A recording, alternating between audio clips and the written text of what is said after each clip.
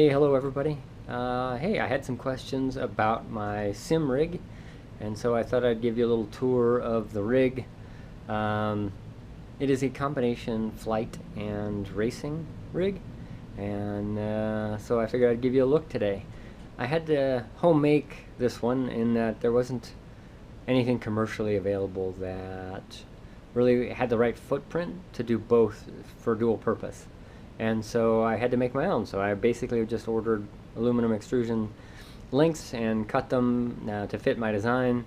I did buy the upright stands there and the monitor stands, the brackets. I did buy those from both Next Level Racing and Track Racer. You can see that upright.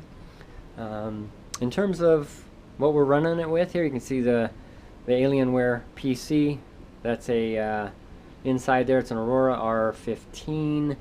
It's a Ryzen 9 with a NVIDIA RTX 4080 and 64 gigs of DDR5. So it's relatively potent. I didn't want to step up to a 4090, which is why if you take a look at the triples, it's running triple curved gigabyte monitors. They're in 2K. I didn't want to go to 4K because I didn't want to spend the extra $1,000 on the GPU. So I did also custom build, well, everything, but there's a custom built kind of a roof, and you can see that cowl up at the top there. That's so that when I'm in flight mode, my Track IR has a place to mount and look down on me for eye tracking, or at least motion tracking. So let's come around the side here. Coming around the back here, you can see, let's see, I have my steering wheels kind of mounted on this back rack where my sound is also there. It's all running Fanatec wheels. You can see my Club Sport wheel there and the venerable McLaren GT3 wheel that I've adorned with some stickers, and I can't remember the company that does those stickers, sorry. I have a Fanatec Club Sport V2.5 there as well, and that's got the podium shifter kit on it. I'm running a Fanatec Club Sport DD Plus. That's the 15 Newton meter version. And so that's basically the hardware. I have a homemade button box there and my shifter along with my center console with a glove box in it there. And then kind of sliding over all the way down below, you can see those are Husingveld Ultimate Pluses, and I do have the SimMagic shaker kit on the brake pedal for haptics for ABS. What else? I have Apex Sim Racing dials there for ABS control and brake bias, and obviously all, you know, my wheels got everything bound into that. Coming over here, my homemade button box, which is, you know, it's okay. Looking at my button box here, it's homemade completely with 3D printed box, and I did drop in, as you can see here, the Stream Deck Mini mounted to the back of it, and obviously I've got a bunch of different profiles in there for the different games and whatnot, so everything launches. So pretty much anybody can come in here, sit down and press one of those buttons and it will start up. I do have my homemade HVAC, so that kicks off the fan below. I used to have a wind sim, but it wasn't enough wind and it made too much noise, so I kind of just got rid of it and went to this. There's just a much bigger fan that you can see down there behind the pedals, and it's variable speed control there with that controller. Ignition and just different bindings, and my venerable Club Sport shifter. Not the greatest shifter, but it works, and it mounted really well and does what I need. So here's my DDU. I'm just running a tablet, an Android tablet. It's a 9-inch Android tablet, and I use that as you know, my DDU. It's got different screens. It automatically switches to different games depending on what I'm driving. So it'll, you know, it recognizes which simulator I'm running and switches to it. That's using Sim Dashboard. I've also got Sim Hub, but I prefer the Sim Dashboard because it doesn't take up additional ports I just run that off the PC. The PC acts as a server and broadcasts over my Wi-Fi. Same thing here. I just use this one. That one runs when the game is running. That's I just have that one set on a track map. Down here behind the seat, you can see I have the butt kicker Gamer Pro, and that's just hooked up. I have steel brackets that hook my seat up to it, and that mounts with some 40/40 directly to that steel, so it's hooked up right to the frame. I don't know if anybody can see that. And my sound system, just running Logitech Sound. You can see it's 5.1. There's speakers there, and there's a center channel speaker up in the front. And the sub is over on the other corner with the mess of wires that I don't show anybody. So let's talk about what it's like sitting here. Sitting in the cockpit, right? I just have, as I mentioned, triple monitors. And you can see down in the DDU and track map, my button box air shifter, my mouse. I have my keyboard here. I don't almost ever use a keyboard when I'm racing. It's mostly for flight, and when I'm in flight mode, it's up here. You'll see it when I set that up. And as I mentioned, my brake bias and ABS. Okay, so what's it like to actually drive? Well, let's give it a run. Let's start the race.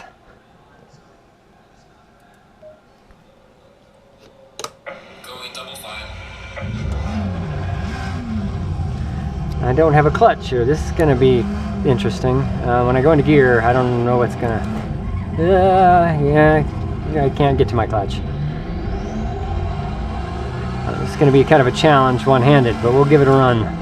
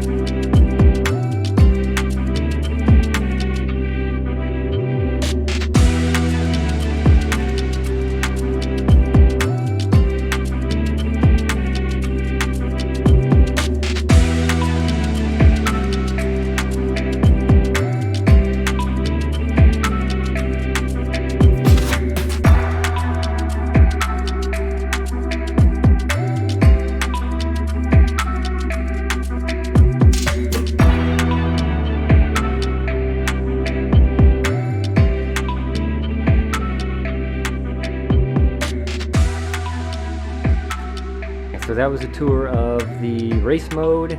Now I'll do the switch over to flight mode, and so you can see what's going to happen. It goes through a pretty big transformation, and it takes me about 15 minutes to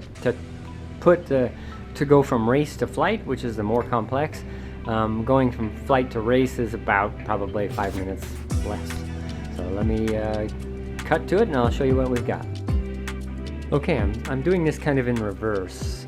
This is the flight gear that's going to end up on the rig. You can see my throttle quadrant, and this is the VKB STEX system, and it doesn't match all of the WinWing stuff that you see in terms of the MIP here.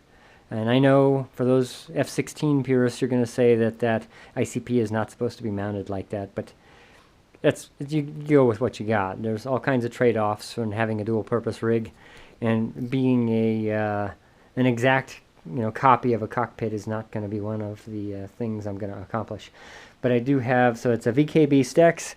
I'm running the VKB pedals as well because they are the smallest footprint I could find, and they're really well built. They're, heavy duty. They're really smooth, but really small. And since they have to fit in front of my existing pedals, and kind of on the flat floor that I've got in there, which is just a 1/4-inch aluminum plating, I needed it to be small. And then here we have the Windwing Orion base, right? That's an F16 knockoff, and that's the Orion 2. I just put 1/4-inch aluminum plate on it and T-nuts, and what that does, well, I'll show you later how that mounts. Okay, I mentioned that there's the Windwing MIP, and obviously the two MFDs and the ICP. I mounted together on one 40/40 frame that I put together, and bound it all up, and then used one USB hub with everything already on it. So on the unit inside there is already wired with the USB port or the USB cable and the power cord. So it's just sitting there. This slots into holes that are inside the base or on the frame there, and it just locks in. So let me show you what the finished product looks like, and then we'll go from there. Okay. Now it is in flight mode, so you can see how I mounted the Windwing stick, right? It's just these, I just slide it into this post, and it locks in there, and it's pre-wired in, so I just plug it in. In terms of the MIP, you can see it's powered up. It's just showing desktop because nothing is running in terms of the game. In terms of these monitors, obviously when it's running, this would be my, the two different radars. This is typically the navigation radar and fire control radar. You can switch them and do all kinds of crazy things. And then this screen just is for navigation control and radio and, programming and everything you need to program. And this stick is, like I said, an F16 replica, and it's really weighty. It's kind of fun to fly with. And then my Stex throttle quadrant, and I can't remember what the name of that Stex unit is called, but these throttles are super smooth and super adjustable. I went with a Stex originally because I didn't have the Windwing stuff. I may have gone with an F16, replica throttle quadrant, but this works so well in terms of versatility. I can program macros into these buttons. It's just an immense amount of versatility with it, and it is a dual throttle, so I can split them and run it like an F16 or an F15 or an F18 as well. Okay, so that's it. And as I mentioned, my keyboard is now mounted directly in the middle. So that's kind of it. Okay, and once again, here it is in kind of flight mode. You can see the stick, MFDs.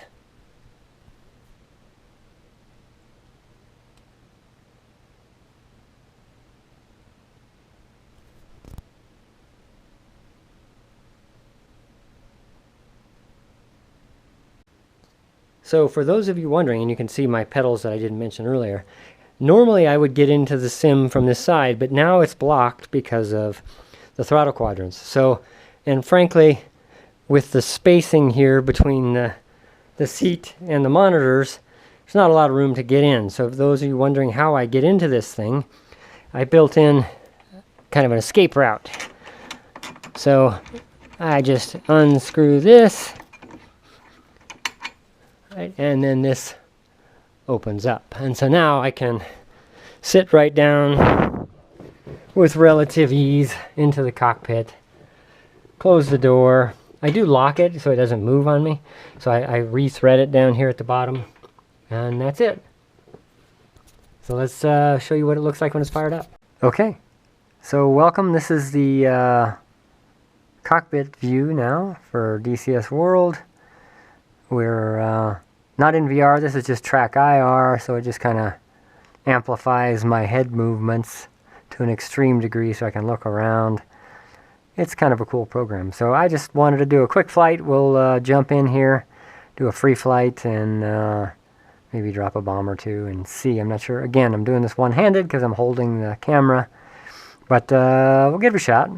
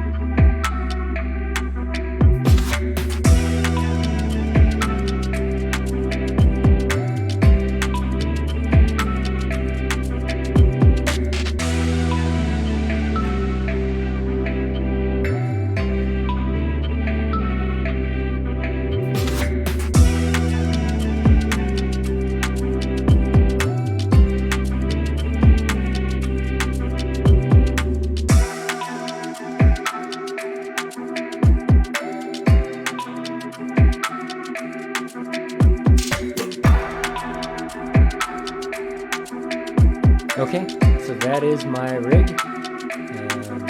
Hope you liked the tour. And certainly if you have any questions about what we did, how I did it, etc., just let me know in the comments, and I'll be happy to reply as best I can. And if you made it this far, I'm sorry you need a life, because if you're into these things as much as I am, the hobby becomes kind of a problem. Anyway, take care.